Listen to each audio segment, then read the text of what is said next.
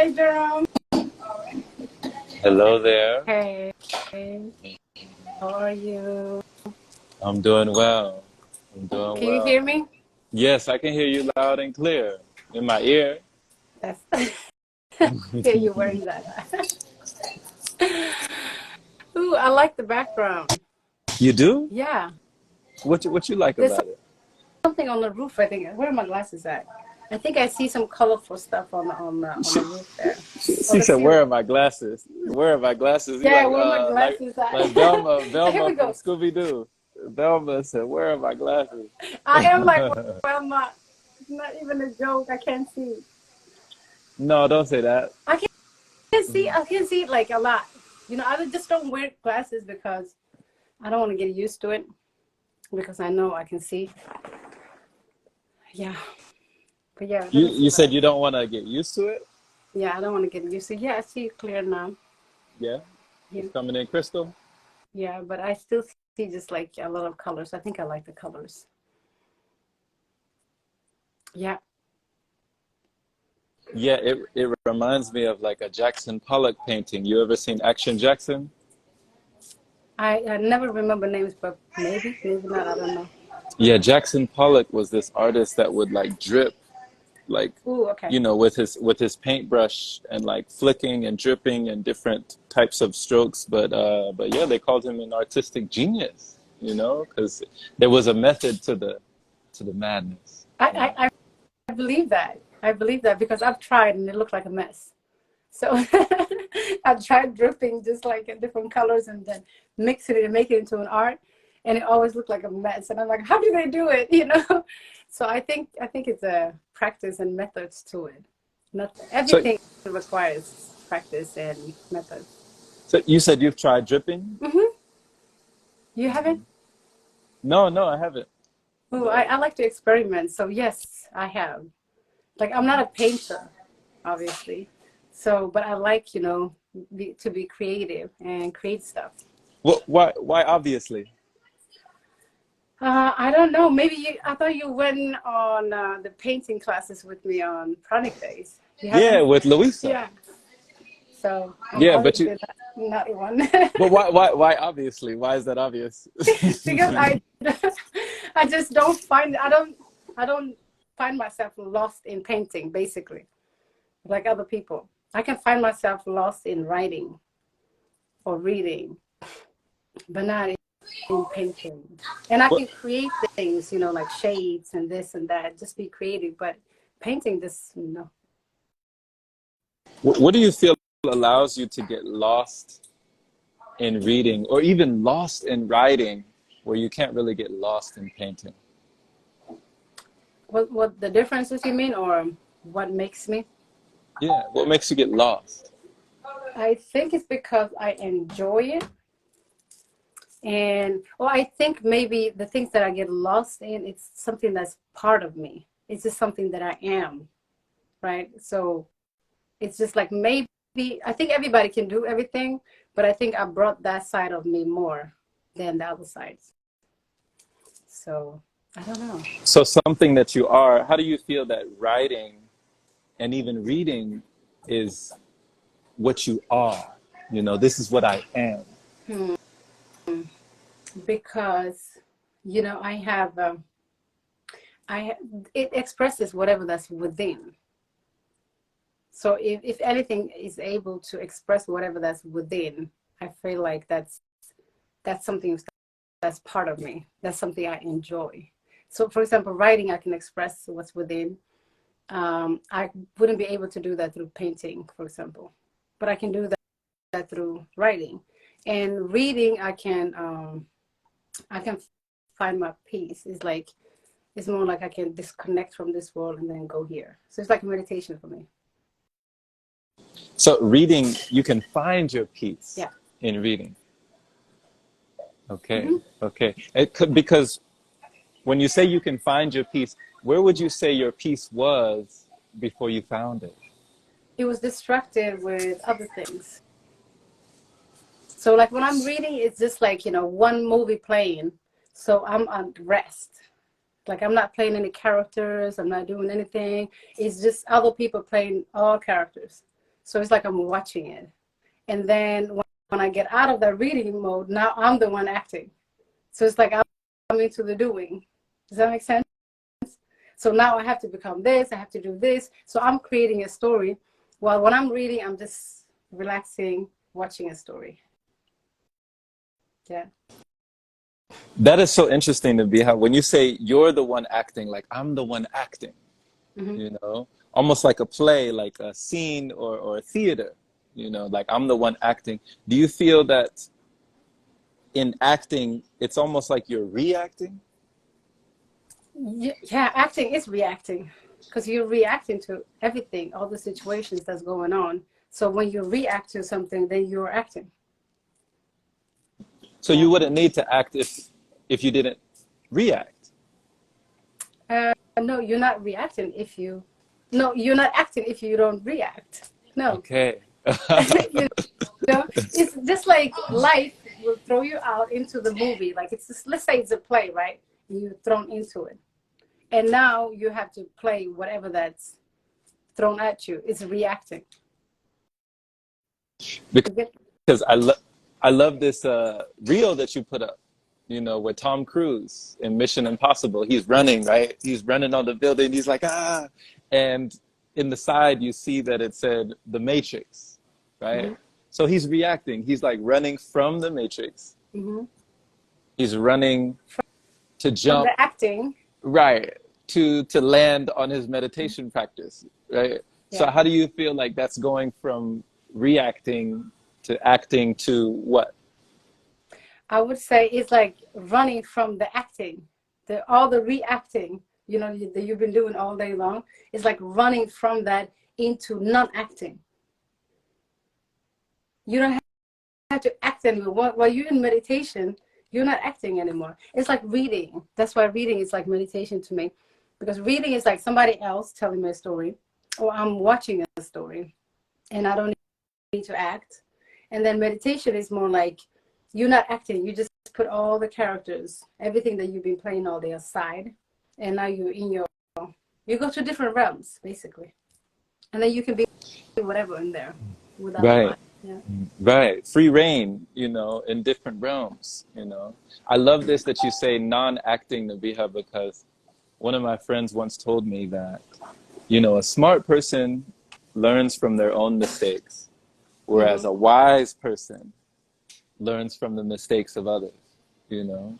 And it's almost as though you can learn when you're not acting or you're reading, as it were, you can learn through the actions of others who are reacting, you know? Exactly. Exactly. Yeah. Even the author itself is reacting, right? Even the author itself. Just give me 1 second. I'm just gonna silence this laptop. No worries. You can do what you do if we're disturbing you. I'm just going to silence it. There we go. There's too many blinks. There we go. Sorry about that. it was on my mind, you know. So I need to get from this acting into this acting. Oh my Yeah. God. So what is meditation to you? Thank you Like for how do joining you us, by the way. You know, thank you for joining us today. I saw you there. Yeah. wear on the qigong? Yeah. I'm Yeah. always there. You're always there. I'm always there. Today I actually missed the stretching and the shaking and all of that, and I'm like, okay, I was shaking all the way to my destination, so I warmed up, and yeah, I really feel like if I missed when I was in Florida and in Texas, I missed a couple of them, a couple of your qigong sessions, and I felt like, oh my God, something is missing. It became like one part of my meditations. So, thank you. Yeah. Of course. And when you're shaking, when you're stretching, when you're, you know, working with the energy, you don't feel like you're acting? Um, the qigong part, during my meditations, before I actually was introduced to qigong, I didn't know what qigong was.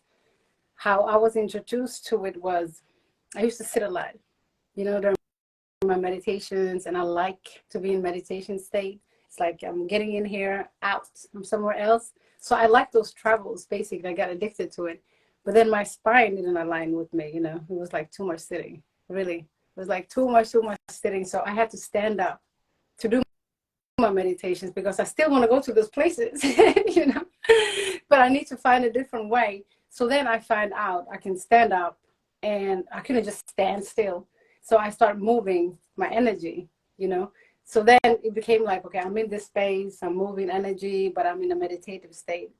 And then I was introduced to Qigong after that, a year after that, which was funny. But that was my stand-up meditation. Why do you say it was funny that you were introduced to it then? Why was that funny? Because I already find out. And I didn't know other people were doing it. But then it has a name and it has like different ways of doing it and this and that. And I'm like, okay, now we're doing something. Now I have to learn like different moves. But normally I will get into that meditative state and my body will actually do the rest. My body will do the rest. I can stand like this or like that for a very long time. I started with this actually. Yes, I started with that. So yeah, it's a meditation. So it's not doing to me. The mind is not connected to it. Right. You know, I find it so interesting that you said that, because with that balance, because I know you're all about balance. Mm-hmm. You know, you tell us all the time, you remind us, you let us know it's about balance. We Balance. need balance, you know, it's all about balance. And there was a gentleman I remember hearing about or reading about somewhere in history, eons ago. And he came upon a temple of monks at a monastery. And the monks were all meditating, and you know, they were fine, they were meditating, but some were misaligned, like you said, when you spend too much time and just sitting and just kind of just sitting and sitting. And so he said, you're just missing one key component. You know, you're doing great, you're awesome, but just one thing. And so he taught the monks martial arts, you know, because he saw that even though they were immersed and they gained mastery in their meditation, what they were missing was movement, Yeah. you know, and through the movement, it brought more harmony with Yeah. that balance. Yeah. So you feel the same? Yes, I found that out on my own. It's because I can't just sit still. It doesn't work like that. I couldn't just sit still for hours and day after day, day after day. Because somehow, you know, this body, I was actually thinking about when I sit. Sometimes I think about when I'm coming back to my body. Sometimes I wonder, like, how is my arm positioned? If it's like this or if it's like this. I won't even know because I'm not feeling my body. So do you have the sense of like how your position is? Like, can you feel your arms? Can you feel your legs? And do you even know? I don't. I really don't. Like, sometimes I wonder, like when I'm in meditation, I'm like, how is my arm? Where is it? Is it here? Is it there? I don't know. I really don't know because I'm not connected to the body, right? But then the body is just sitting there and I need to maintain it as well. So it has to move with me. Like every part of it has to move with me. So I had to stand up. We can So, walk and meditate too. right, you were just telling me that. Yeah, that's a different one. But if Okay, you learn how to be in a meditative state while you actually here, it's a different level. That's a different level. It's like walking, reading. right. You know, one of the scenes from Doctor Strange really stuck with me, and it reminded me of that, where he was actually meditating or he was sleeping, I don't know, but his body was prone, his body wasn't moving, his body in the physical realm. Mm-hmm. But then you saw his astral body, you know, in the astral realm, and his Yes. astral body was reading a book while his other Yes. body was over there. You know? Yes. Yes. It's possible. That's what I think meditation is. And when I say, like, you know, I come back to my meditations all the time, and it's just because of I'm addicted to that travel to go to the different realms, right? So on the different realms, I've learned how I can sit here, but once I get out of this body, my astral body will move. So now I can get and do whatever I want on the astral realm. So my thing was like, okay, every time I come back, I need to remember it. How can I come back? It's scary because sometimes you feel like you can't even come back, but it is. It is, but you can actually go out of the body, just like we do every night. You go and dream for I don't know how many hours. So normal people will sleep 8 hours. They fall into sleep, and then they have all these adventures that when they come back, sometimes they tell you, but you didn't have a body when you were doing that. Nobody has a body when they are doing the things that they do in their dreams, right? So now you can close your eyes and you can consciously get out of your body into the dream realm, and then do whatever you want, but then you can come back to the body consciously. So it's like a conscious dream. A conscious dream. You're awake. Yeah, You're in an awake. awake state while But you're then the dreaming. body, you can use the body without having the body, the physical body. You know what I mean? Yeah. How long do you feel like it took you to gain mastery over that skill to be able to use your body without having a body? It's just like as much as I sit. I never aimed for anything. I wasn't aiming for anything. I was just sitting. And during my sit, I just sit and I sit and I sit day after day. Like it just comes to you. Like, hey, why am I just sitting here? Let me just go out and dance or do something, Let me just do something else, because it gets boring to just sit. Because when you imagine yourself, a lot of people will say like control your thoughts, control this, control that, or focus on your breath and this and that. Just let it all go. Let it all go. Even when you think it's your mind that's telling you a story or something, when it's the mind and when it's the body. When it's the mind, your body will actually ache. You will feel the body. You are in the body because of you still using it. Yeah. I like to give description, but yeah, you know what I mean, right? But just like at night, you don't feel your body. You don't think about anywhere it's itching like when you sleep. Have you ever like in the middle of your sleep like start itching? No, those senses are not there. So it's the same thing with meditation. Would you be able to check on your kids while you're in your body like that? Like if Mickey was playing a video game, could you go watch him playing while you're sitting? I think I can. If I want to, I can sit here and then I can be on that basketball court over there while they're playing. You you could be hooping. You could be shooting hoops on the court. Not that part. But I believe that I can go there and I can scan. But it's all about trust. Some people will say like, oh, you're crazy. You can't go there, blah, blah, blah, blah. Or I would tell myself like, oh, I'm just imagining, oh, it's just the mind. The mind is doing this. The mind is telling me this, but it's not. It's in the trust. So It's in sometimes the chat. you think you're crazy. Yeah. Sometimes you may think like you're crazy for certain things and this and that, but it's in the trust. I used to always say like, if I wasn't scared, if I didn't have so much fear, I would see different things around me. So where does that fear come from? Life. We all have that fear of if we do anything that's outside of the norm, it's a fear associated with it. You're scared of it. We're scared of the unknown. And and you mean the norm as it relates to other people? Society, life in general. Life in general. Like if you just see like something that nobody has seen and I don't see it, but you see it, then you are crazy. What makes you crazy? Because you see something that I don't see, that means like you're outside of the norm. But you don't have to be crazy to see something else that I don't see. So it's the fear in it. And you've had friends before or acquaintances that have seen things that you didn't see, right? Yeah, friends that saw something that I haven't seen.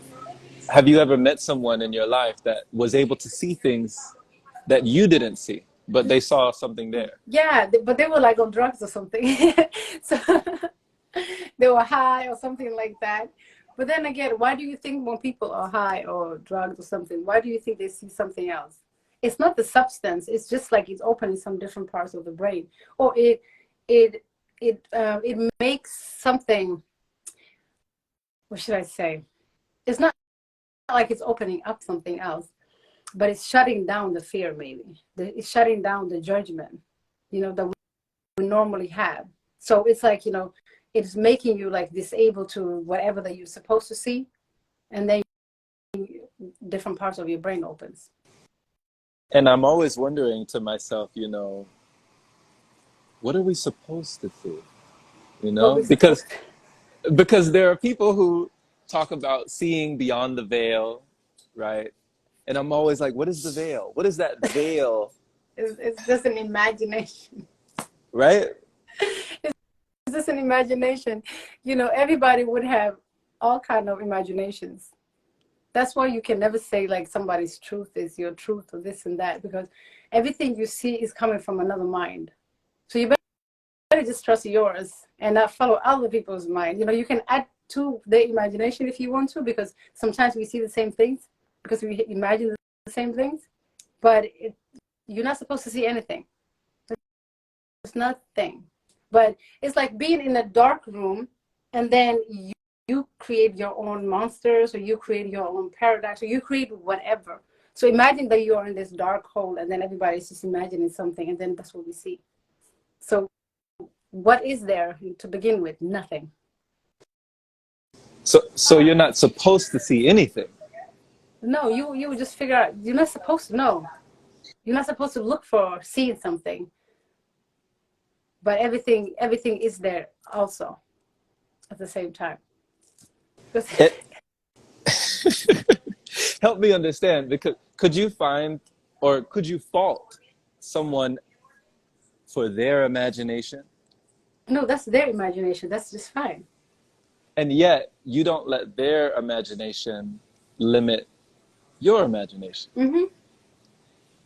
Exactly. But it's just an imagination. We have to accept that. For them, it may be real, right? So let it be real. That's fine. But it's all just imagination at the end of the day. It's the mind that's projecting everything. Okay, so when it comes to projection or even reflection, Mm-hmm. Picture like Plato's allegory of a cave. You've heard of the allegory Mm-hmm. of a cave? Mm-hmm.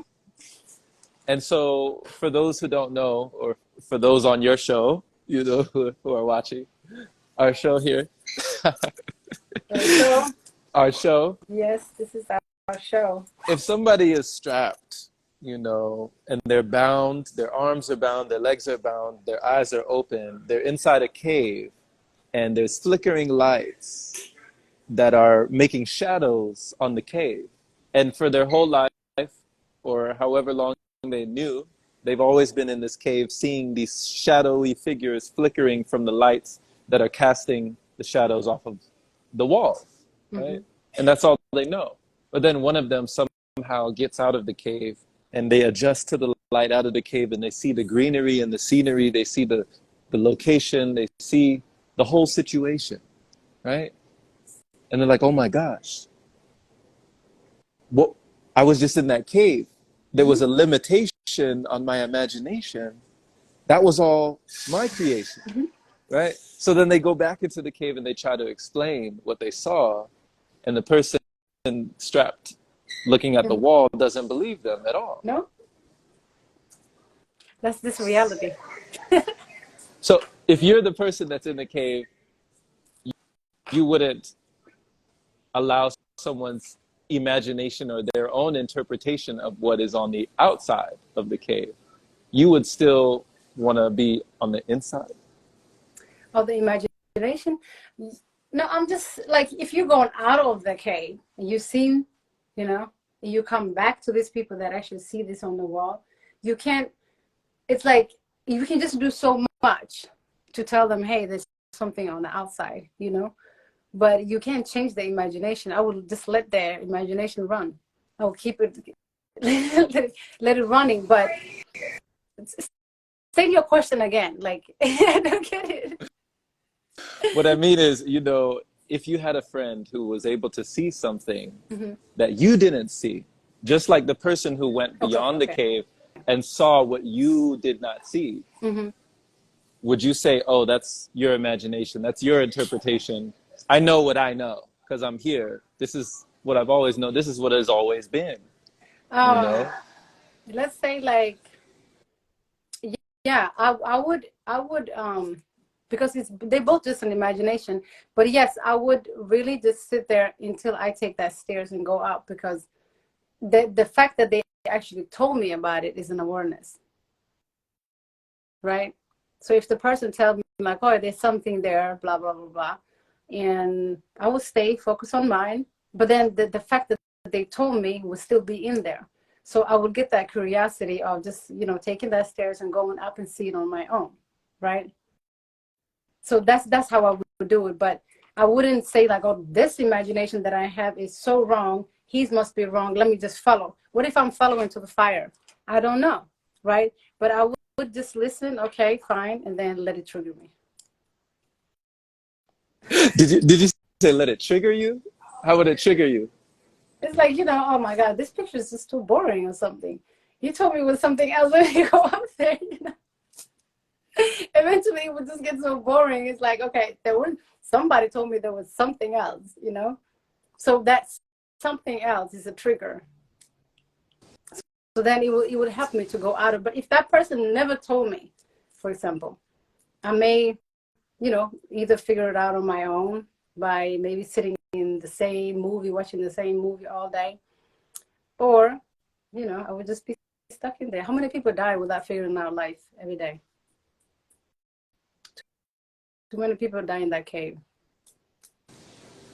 Because the concept of the cave, like you said before, Nabiha, if somebody told you that there was something beyond or something else, wouldn't you be curious? And if all you had ever known was all you were shown, wouldn't you be furious? Mm-hmm. Exactly. Yeah, that's exactly. But are we all like that? No. Some people actually like to watch the same movie over and over again because they know.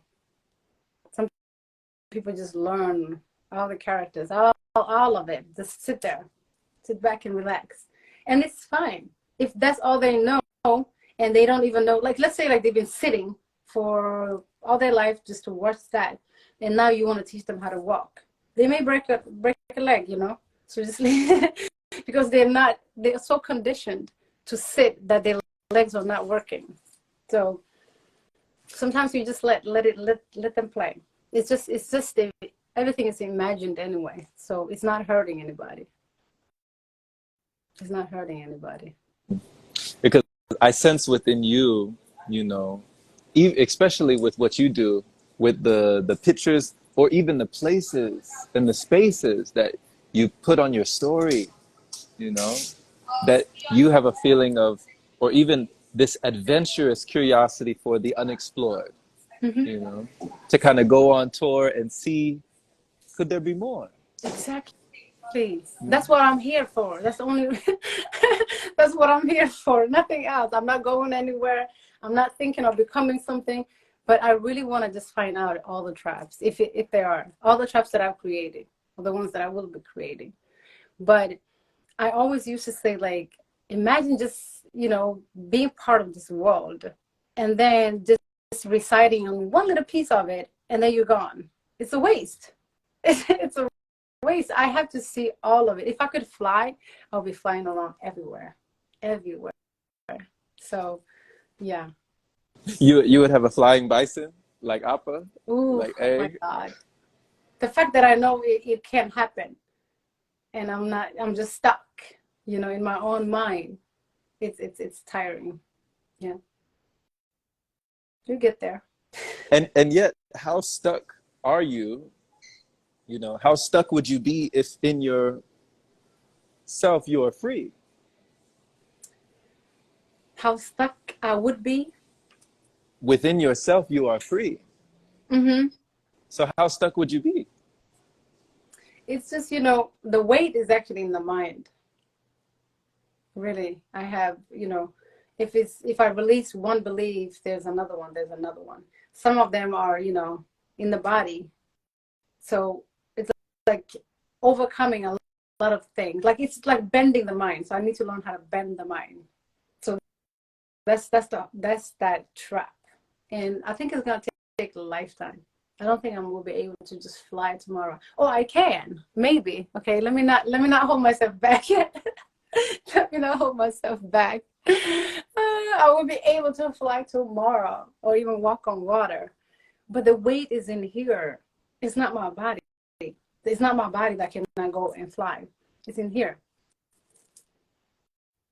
With It's in here. with all the beliefs that you've received and released, Mm-hmm. you know, how long do you feel like it takes for a belief to leave the body? Hmm.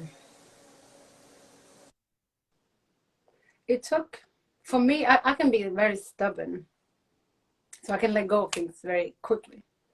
It's like if I'm determined, it never existed. I'm very good at that. It never even existed, you know. So it depends. It depends. There are some people that have developed like fear around religion, for example, and then they want to just release themselves from that fear. But everything they do, they will feel like, oh my God, I'm doing something and I will go to hell. And I'm doing this and this is going to result this and result that. So for some people, even if they wake up, they would still have that religion, you know, holding on to them and having that fear, you know, oh, I need to pray to a Lord, or I need to pray to this, I need to pray to this outside of themselves all the time. But at the same time, they're working on like, okay, this is just me. I need to work on myself. So religion can be one that can stay in the body for a very long time, in all of us, very long time. So that was even though I wasn't conditioned in religion, I was, the fear of God stayed with me longer than any other belief. So that when I let go of that, I'm like, oh my God, I'm so free. I'm so free. Because God and fear doesn't even belong together. To me, it doesn't even belong together, you know? So I knew that was an ingredient for me to be in the illusion. Ingredients, like we were saying with the recipe, Mm-hmm. the recipe of reality, the 1 tablespoon of fear, 2 teaspoons of delusion, right? It is. And then In we come to every illusion, conclusion. there's a little recipe of fear. Yeah. The fear is the grip, is the pull to hold you here, to be that 3D, you know, shape. It's the fear that holds us. Without fear, we would be flying. What are you talking about?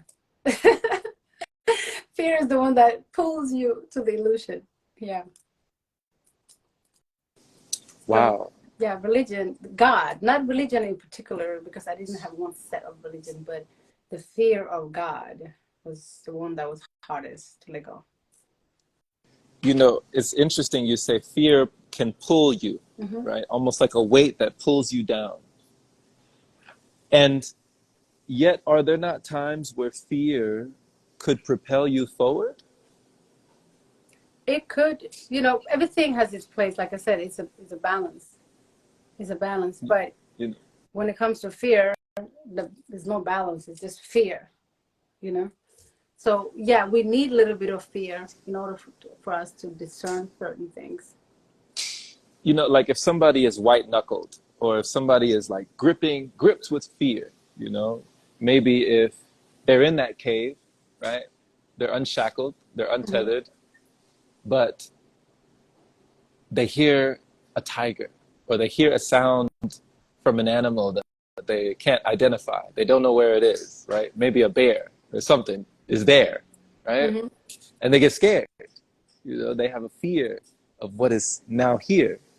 So all of a sudden, that fear allows chemistry and chemicals in their body to, blood to rush to the areas of their extremities so they can get out of the vicinity, and run. So that fear is almost like fueling the adrenaline that is needed to be able to leave. Yeah, but I don't think that fear should be there in the first place, because the fear was already created that you should be scared of a tiger roaring, like, or whatever. That shouldn't even be there. To let the tiger be tiger, you being you, it wouldn't even be any fear in between. But that fear itself is a taught one. We are conditioned to fear these animals. So if we had a different energy of being present, I don't think we would be bothering each other. So you wouldn't have that fear. So those are the fears that are taught. But what I'm saying, like you can have fear. You can have a different fear, but not that type of fear that makes you run away from something, because of the running away part is like a taught, conditioned uh, belief that you should be running from wild animals, because wild animals, how many people that are in those African villages, they're friends with the lions. They don't have to like run from the lions. It's like, hey, we negotiate with the lions because it's a different energy. So they don't have that fear of running, but they have, they're present with these animals.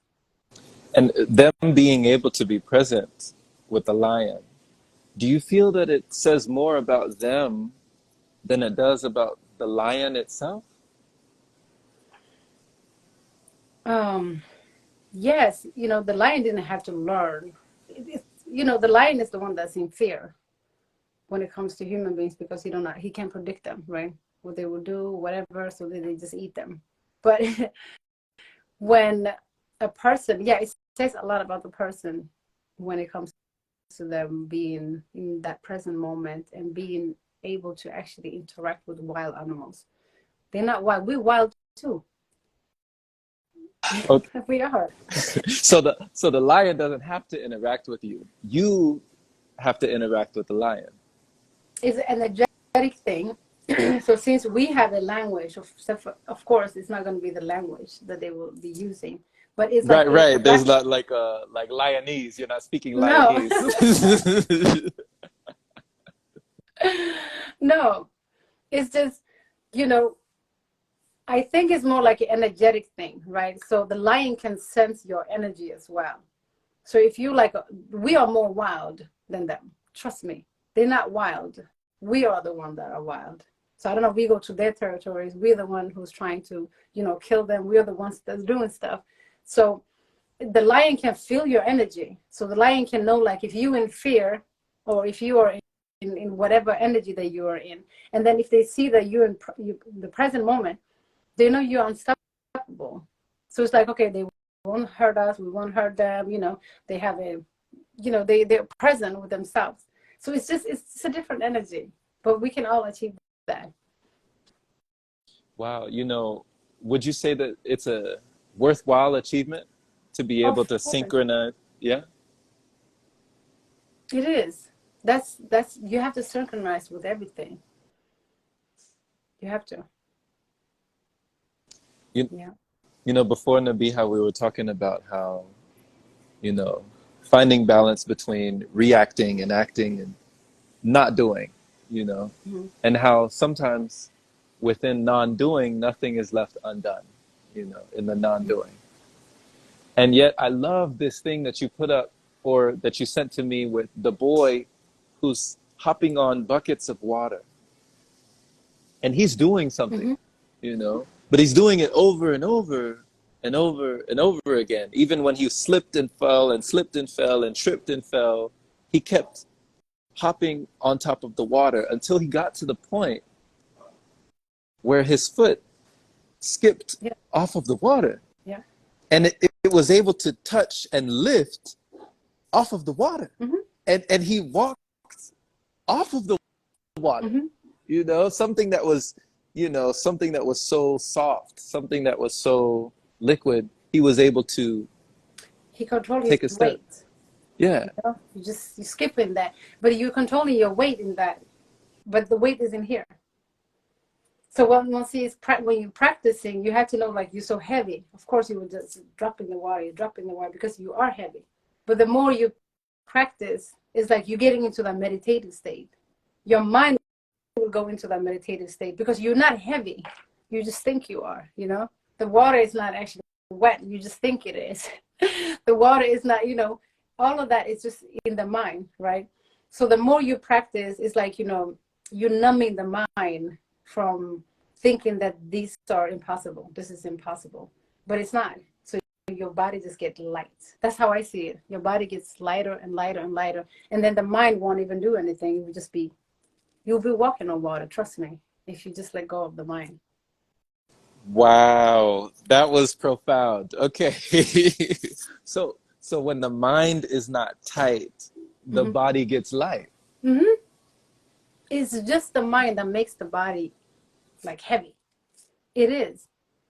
Even like we think like bigger people are heavier than, why are they so light in the water? It's they're not. It's just the mind. Really, a very heavy person can do what a person that's like lean can do at the same time, because of it's in the mind.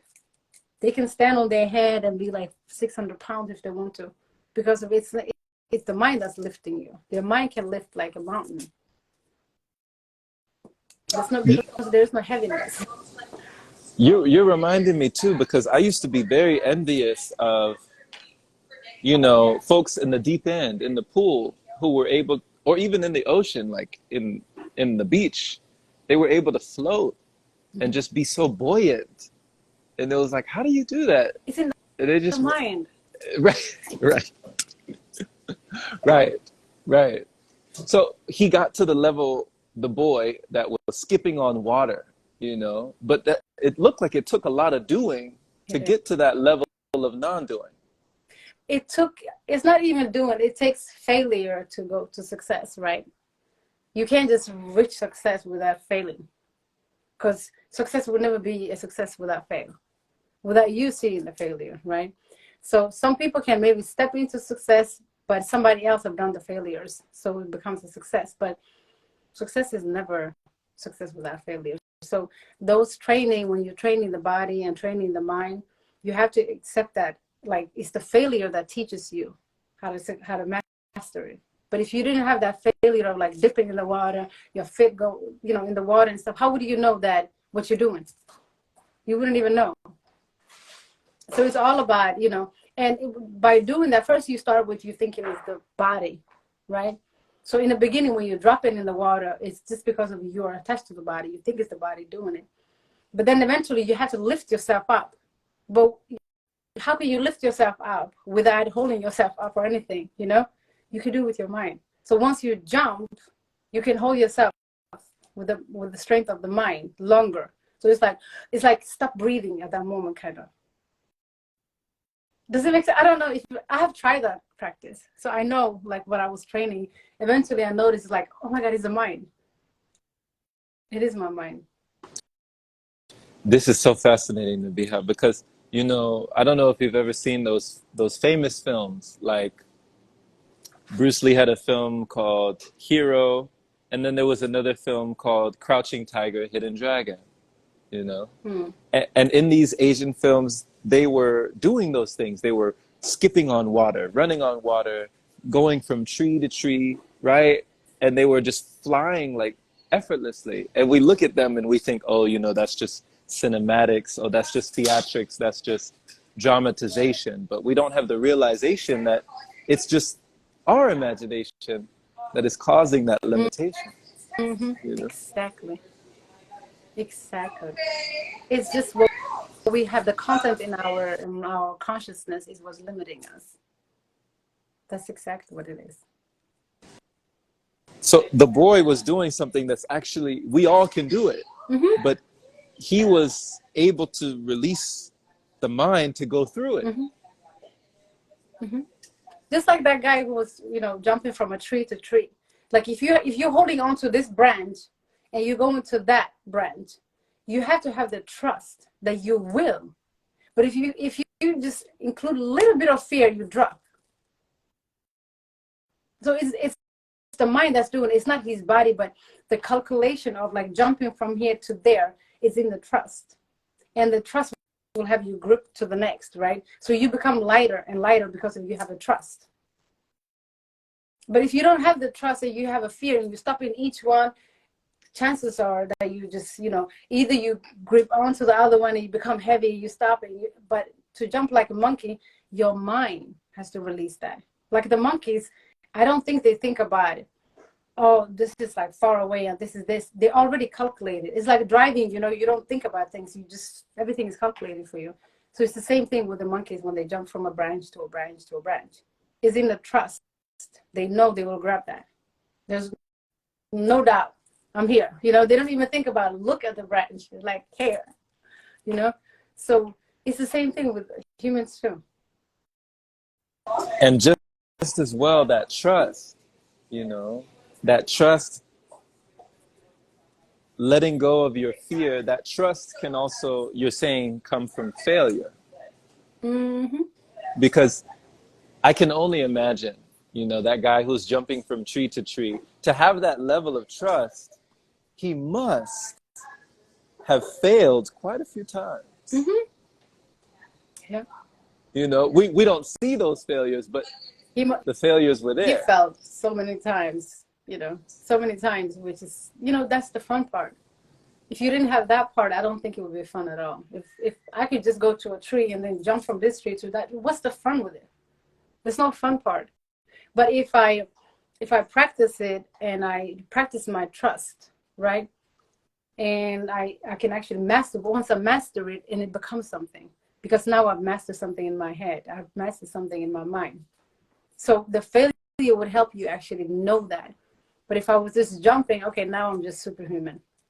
So what else? Boring. Nothing else, So if there was no challenge, there would be no No, change, you know? no, it wouldn't Okay, actually. okay, okay. Yeah. So the Wow. challenges are a part of it, and it's not separated. And it's actually the main ingredients to succeed or master anything is the failures. Yeah. You don't think so? Wow. So what you're saying, and I just want to gather this because I'm just writing notes in my mind. I take notes when I talk to you. I take so many notes.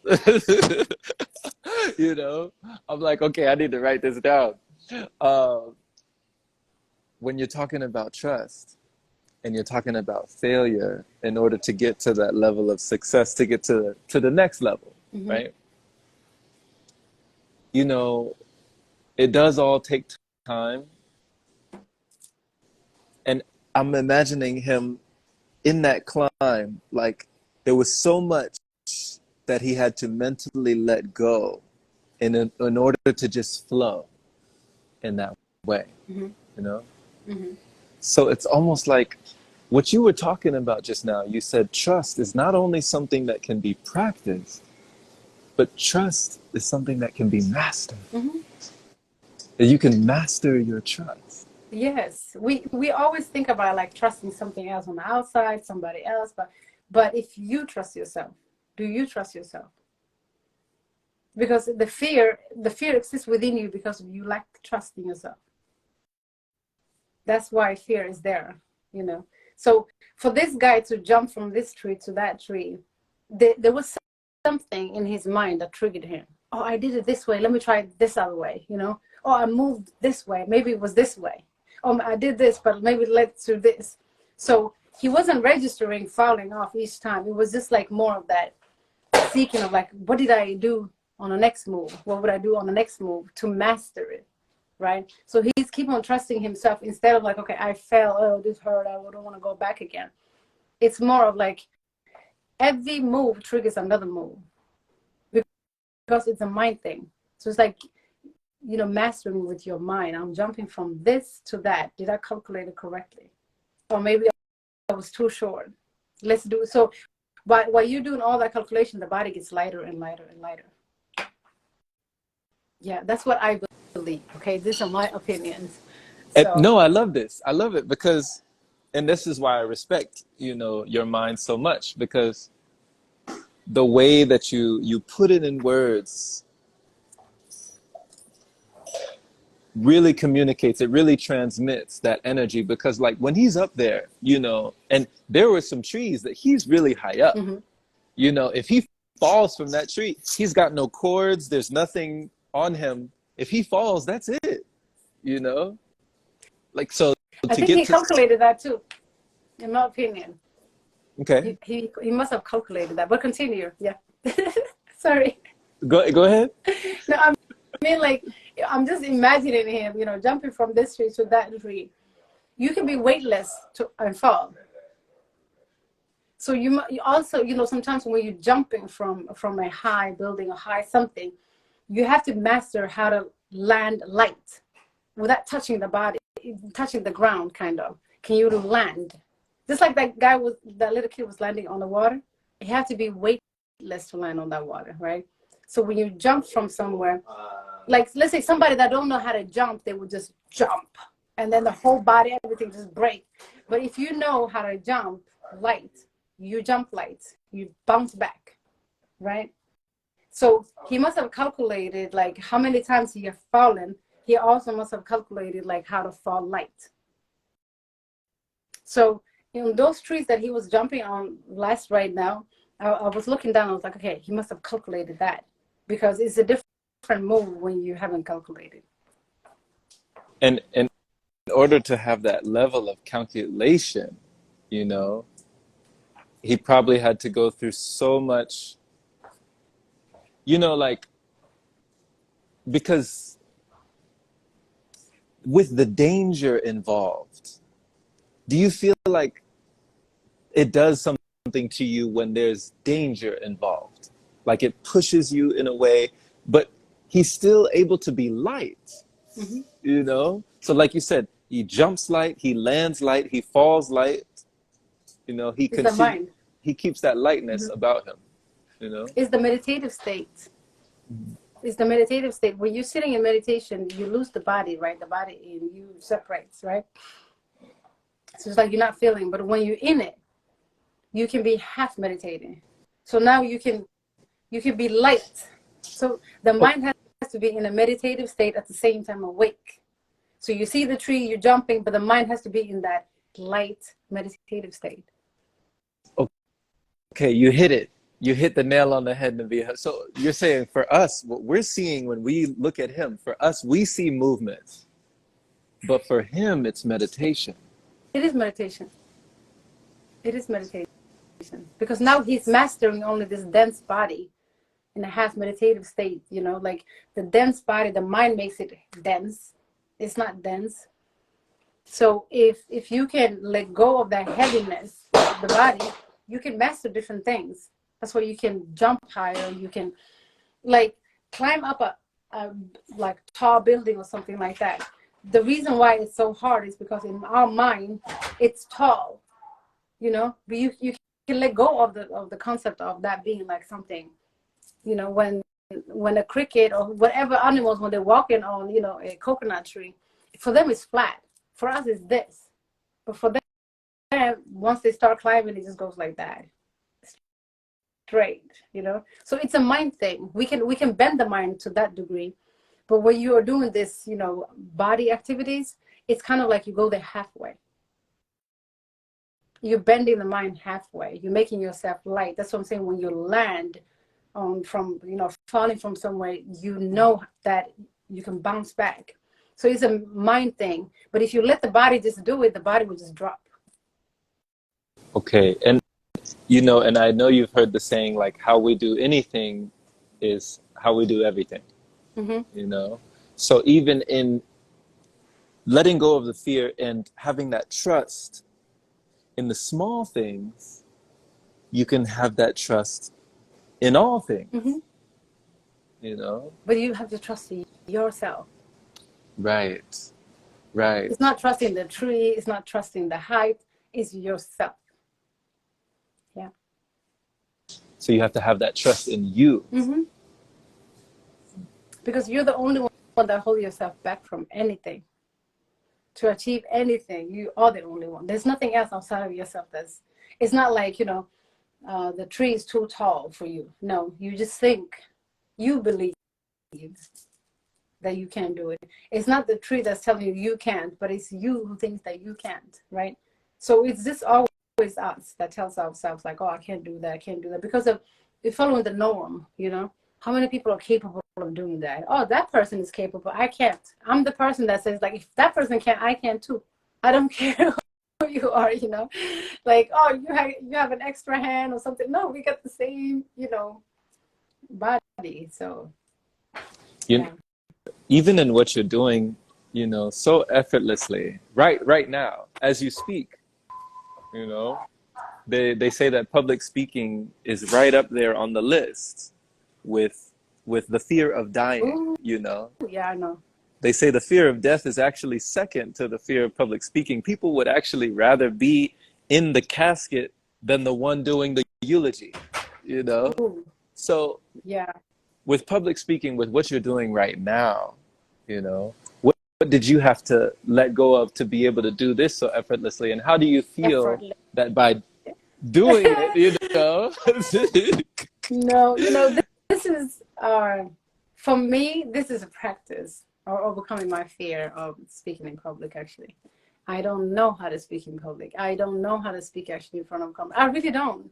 It's just that this is a practice for me. Every time I come on live, oh, I said to myself, was it like last year? My first live was with you. Yeah, was that a year or two? I don't know. 2 years ago, I think. Maybe 2 years ago. So, and then after that, I was like, okay, let me go just live. Every time I'm on live, I never watch my videos because I just know I wasn't 100%. Whatever I'm saying right now, everything I'm saying, I could do it better. I know that, but it's just that nervousness within me. So it's a practice. It's a challenge. I'm going to my juice challenge. I forgot about the time. Are we past time? No, but my juice challenge starts at 11 and it's 56.